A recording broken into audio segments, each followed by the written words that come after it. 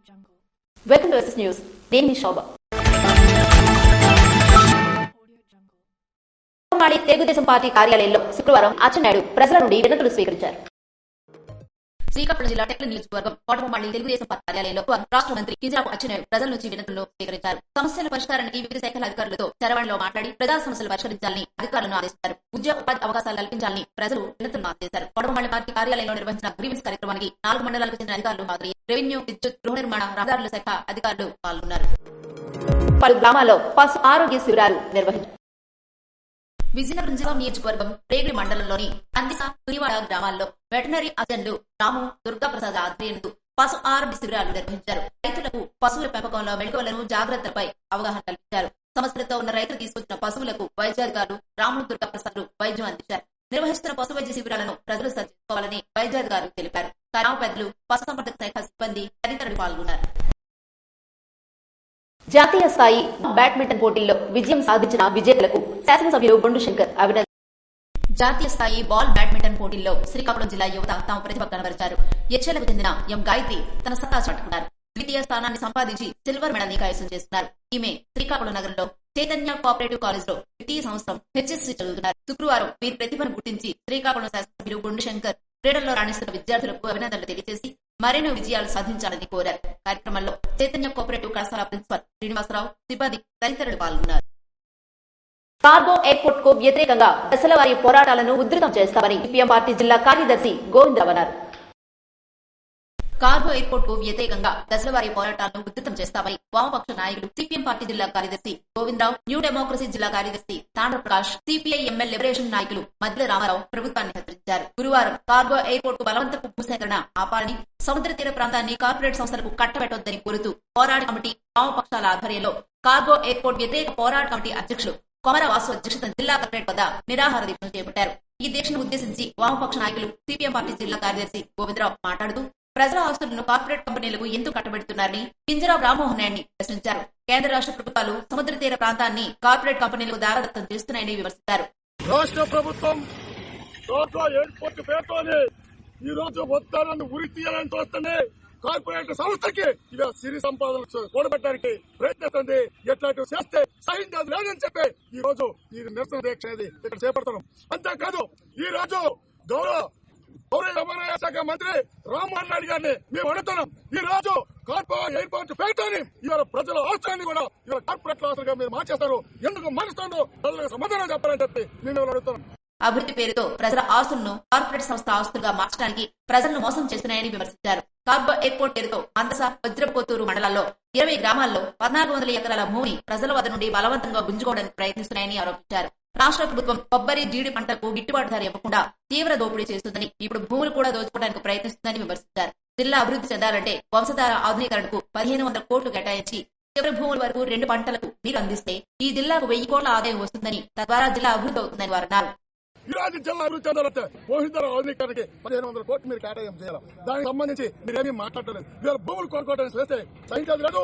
ఈ రాష్ట్ర ప్రభుత్వం, కేంద్ర ప్రభుత్వం కార్గో ఎయిర్పోర్ట్ ప్రతిపాదన విరమించాలకి దళితుల వారీగా పోరాటం కొనసాగితే ప్రజల మద్దతుతో విశాల ఐక్య ఉద్యమం నిర్మిస్తామని చెప్పి ఇవాళ ఎత్తడి జారీ చేస్తున్నారు. ఈ నిరసన దీక్షలో సిపిఎం నాయకులు కృష్ణమూర్తి, పోరాట కమిటీ నాయకులు రామస్వామి, జోగి అప్పారావు, గున్నయ్య తదితరులు పాల్గొన్నారు. ఆడపిల్లలకు బాల్యం నుండే చట్టాలపై అవగాహన అవసరమని శాసనసభ్యులు బొండు శంకర్ పేర్కొన్నారు.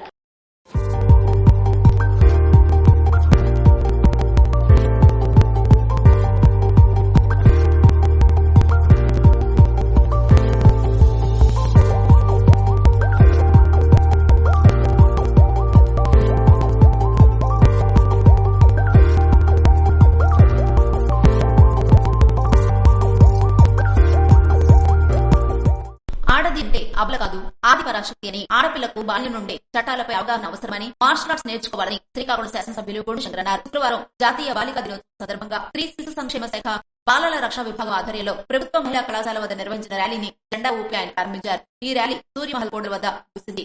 ర్యాలీలో పాల్గొన్న బాలికలతో సూర్యమహల్ కోడల వద్ద మానవహారం చేపట్టి ప్రతిజ్ఞ చేయించారు. ఈ సందర్భంగా శాసనసభ్యులు బొండు శంకర్ మాట్లాడుతూ బాల్య వివాహాలను వ్యతిరేకించాలని ధైర్యంతో ముందుకు రావాలన్నారు. మీకు ఎల్లవేళలా పోలీస్ శాఖ మరియు జిల్లా బాలల రక్షణ విభాగం అండగా నిలుస్తుందన్నారు. బాలికలకు మరియు మహిళలకు ప్రభుత్వం ఎన్నో ప్రోత్సాహకాలు అమలు చేస్తుందని, వాటిని సద్వినియోగం చేసుకుని అభివృద్ధి చెందాలన్నారు. బేటీ బచావో బేటీ పడావో వంటి కార్యక్రమం ద్వారా బాలికల ప్రాముఖ్యత పట్ల ప్రజల్లో అవగాహన కల్పించడానికి మన ప్రభుత్వం ఎంతో కృషి చేస్తుందని తెలియజేశారు. దేశంలో ఉన్న సహజ వనరులను వినియోగించుకోవాలన్నారు. ఆడపిల్లలు బాగా చదువుకొని అభివృద్ధి చెందాల్సిన అవసరం ఎంతైనా ఉందన్నారు. మహిళలకు ఉన్న చట్టాలను అవగాహన చేసుకోవాలని కోరారు. ప్రభుత్వం అమలు చేస్తున్న అభివృద్ధి పథకాలను వినియోగించుకోవాలని, బాల్య రంగాల్లో ముందుండాలని గొండు శంకర్ పేర్కొన్నారు. కార్యక్రమంలో జిల్లా బాలల సంరక్షణాధికారి రమణ, దిశా ఏఎస్ఐ రేణుగారాణి, డిప్యూటీ డీఈఓ, కళాశాల విద్యార్థులు పాల్గొన్నారు.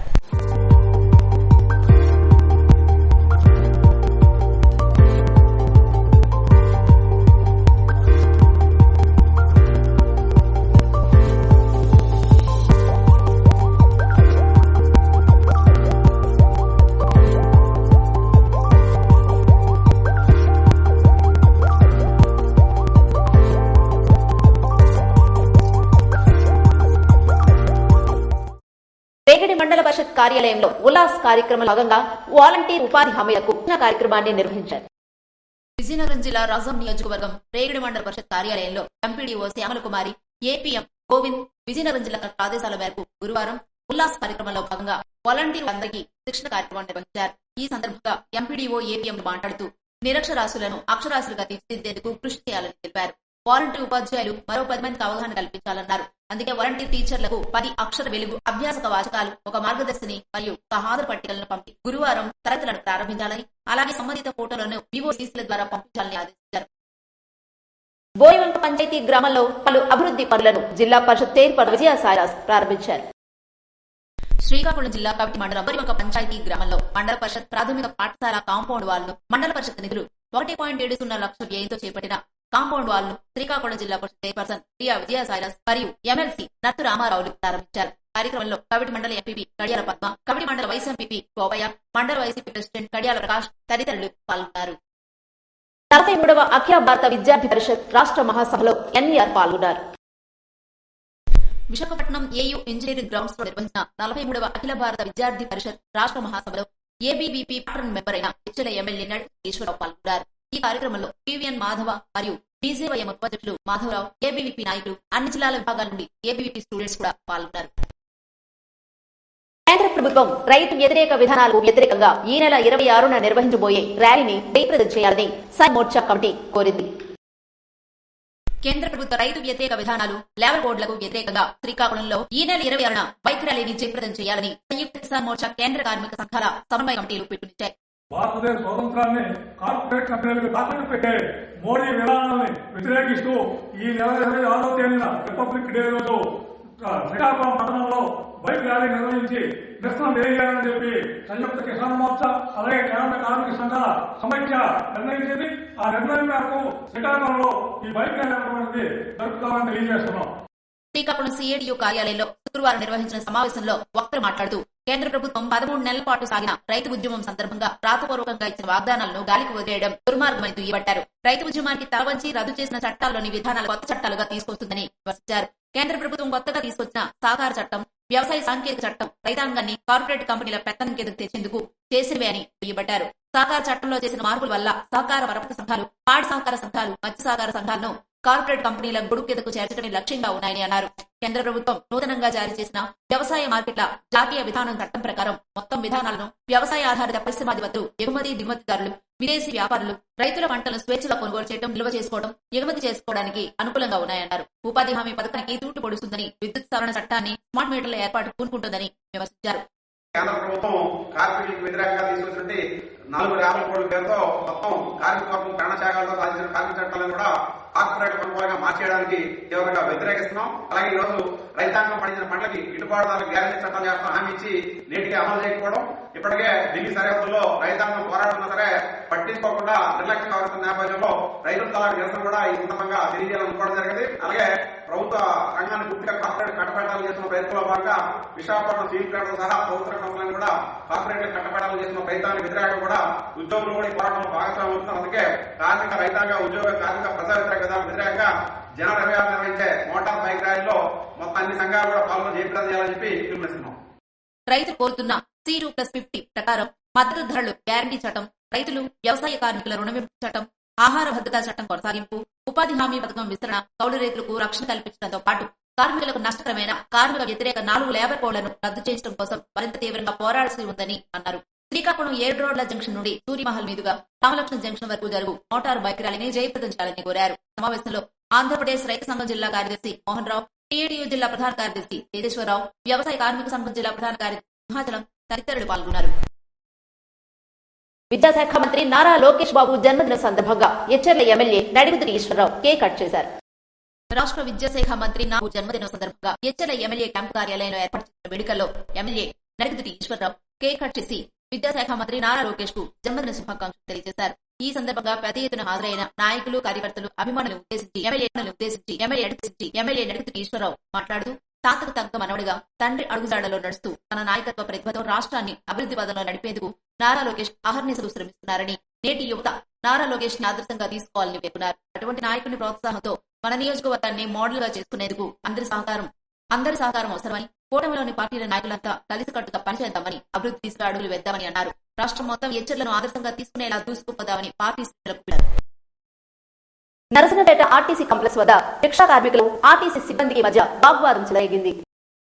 నరసన్నపేట ఆర్టీసీ కాంప్లెక్స్ వద్ద రిక్షా కార్మికులకు మరియు ఆర్టీసీ సిబ్బందికి మధ్య తీవ్ర వాగ్వాదం చోటు చేసుకుంది. వివరాలకు వెళితే ఎన్నో ఏళ్లుగా ఆర్టీసీ కాంప్లెక్స్ వద్ద రిక్షాను నడుపుతూ జీవితం కొనసాగిస్తున్న రిక్షా కార్మికులను ఆర్టీసీ అధికారులు, సిబ్బంది ఉన్నపళంగా స్థలాన్ని ఖాళీ చేయాల్సిందిగా వారిపై ఒత్తిడి తీసుకొచ్చారు.